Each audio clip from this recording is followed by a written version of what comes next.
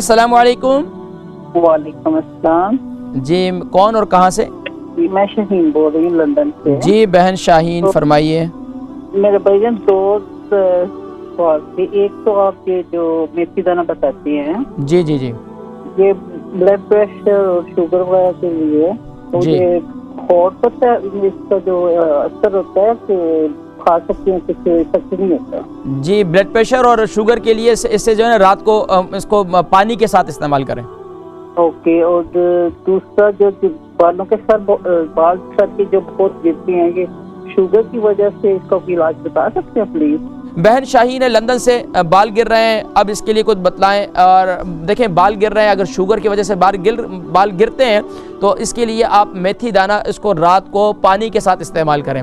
रात को मेथी दाने को ग्राइंड कर लें, रात को मेथी दाने को जो है पानी के नीम गर्म पानी के साथ ले लें। अगर मुमकिन है तो उसके अंदर आप ये भी डाल सकती हैं, यानी कि ये दारचीनी का पाउडर, सिनेमन पाउडर जो है वो डाल दें नीम गर्म पानी के अंदर, और इसके साथ जो है मेथी दाने को एक चम्मच मुंह में डाल दें और ऊपर से पानी ये पी लें इंशाल्लाह। ये और बालों के लिए एक तो ये कि ये शुगर के मर्ज को कंट्रोल करेगा, दूसरा जब शुगर का मर्ज कंट्रोल होगा तो बाल गिरना आहिस्ता आहिस्ता बंद हो जाएंगे। और दूसरा काम ये करें कि मेथी दाने वाला जो मैंने तेल आपको लोगों को बताया था उसे नोट कर लीजिए दोबारा, कि मेथी दाने का तेल क्या बताया था, कि मेथी दाने को आप गीला कर लें इतने पानी के अंदर कि सुबह उठकर आप देखें कि वो पानी इसके अंदर से वो ड्राई हो जाए, यानी पानी वो सारे दाने जो है वो पानी पी लें।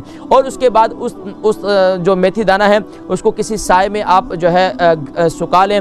जब सुखाएंगे 2 दिन के बाद देखेंगे तो उसके ऊपर से थोड़ी छोटी कॉम्पलें निकली होंगी, यानी कि वो मेथी दाने के ऊपर से यानी वो उगना शुरू हो जाएगा।